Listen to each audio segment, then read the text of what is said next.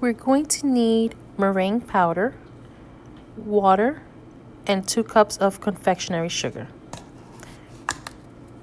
We're going to take 2 tablespoons of meringue powder,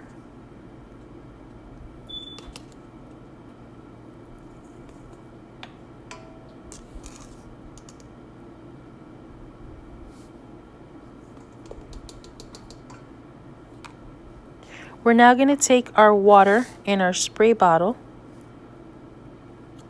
and we're going to spray the meringue powder until it's hydrated.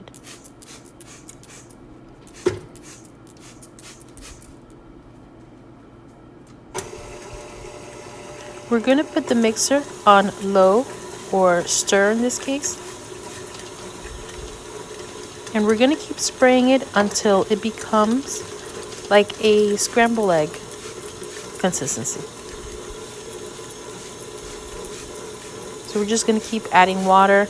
It's going to be about 1 tablespoon of water, but since I'm using the sprayer, it's a little bit at a time. Meringue powder is an egg white substitute, so it's going to behave the same way as egg whites would. So we're going to increase the speed of our mixer to medium speed, medium to high, and we're going to whisk until we can form a peak or meringue. Now I'm just going to scrape the bottom of my bowl to make sure that any dry powder is incorporated.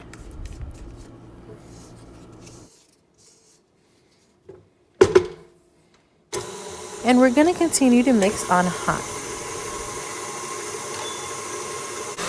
If you like this video and you want to learn more about the art of making cookies, please subscribe to our channel as we'll be releasing lessons on a weekly basis, and we'll also have cookie cutters released. So it's been some time, and as you can see, our mixture is beginning to thicken up. Let's go ahead and check our meringue.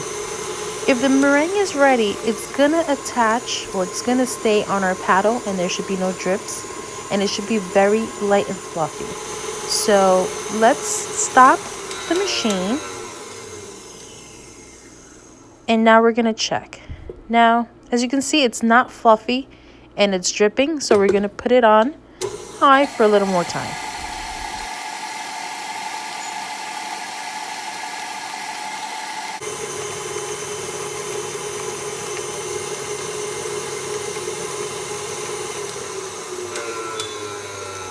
So let's check one more time. Let's see where we stand.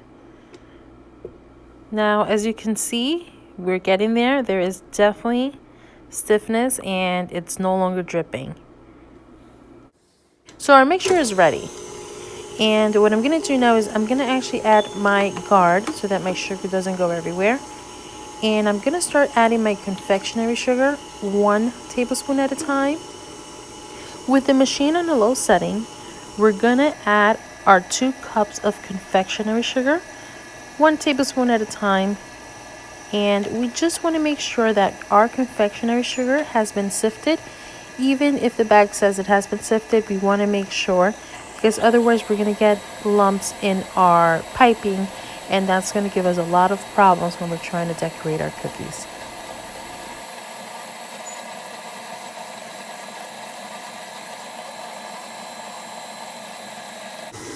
Now, if your royal icing is getting very dry, you can always add water with your sprayer. So we add a little bit of water at a time.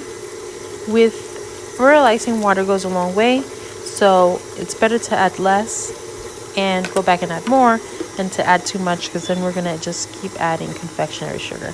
But this is just good to hydrate while you're doing the sugar.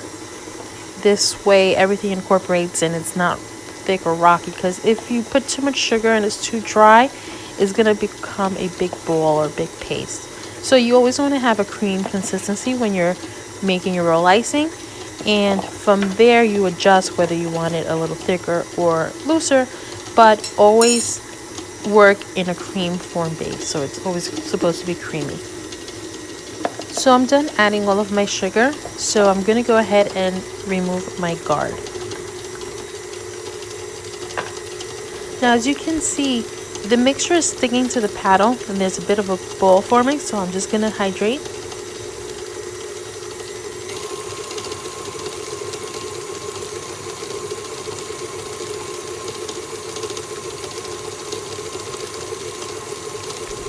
So we're going to check the consistency of our royal icing. And it's looking beautiful. It's nice and fluffy and it's creamy.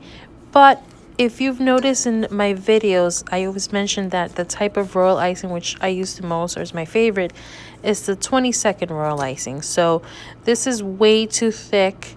And this would be a good consistency if you want to make flowers that keep their shape and don't lose their form. Any details that you want to keep shape, this would be perfect. But I'm not using any of those today, so I'm going to go ahead and add more water. And I'm not going to have it reach a 20-second consistency yet because I like to keep it a bit thicker and then loosen as I go along. This way I can always adjust. But this is just way too thick, so I'm going to go ahead and water it down a little bit more. And it's always good to water it down while it's in the mixer because it doesn't have as many air bubbles and it has a good opportunity to incorporate. So checking this again, it's looking a lot better and it's still pretty thick, but we're going to keep adding more water. Now let's turn off our machine and let's check where we stand. And as you can see, it's a lot more looser. It's not as thick, and this is perfect. This is the consistency that I'm looking for. It's not a 20-second, it's still very thick, but it's loose enough so that I can further loosen up. Now, I'm going to discuss the storage of our royal icing. You can keep your royal icing up to 2-3 weeks in an airtight container.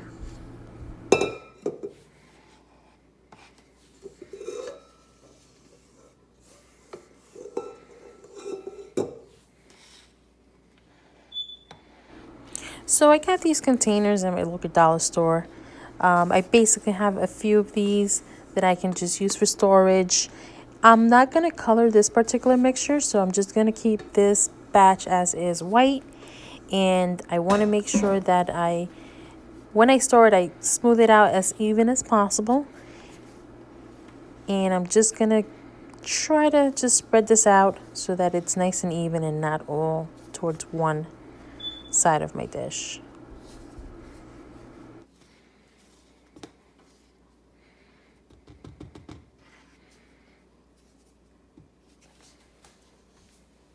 So it's even now, and now we're going to do the most important part. We're going to take a piece of saran wrap and we're going to even out our mixture with the saran wrap. We want to get any airs or gaps out.